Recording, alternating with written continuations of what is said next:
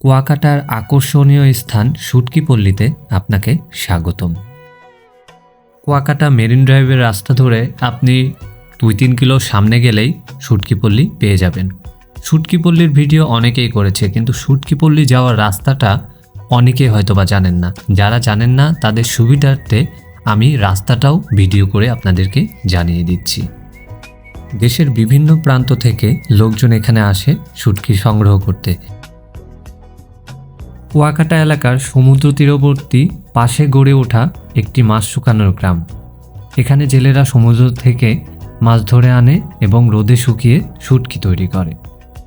আমরা এখানে এসে হতভম্ব হয়ে গিয়েছিলাম, কারণ এতগুলো দোকান ছিল আর এত রকমের শুটকি ছিল যে কোনটা রেখে কোনটা কিনবো বুঝতেই পারছিলাম না। আপনারাও এখানে অনেকে এসে হয়তোবা এরকম একটা ঝামেলার মধ্যে পড়েছেন।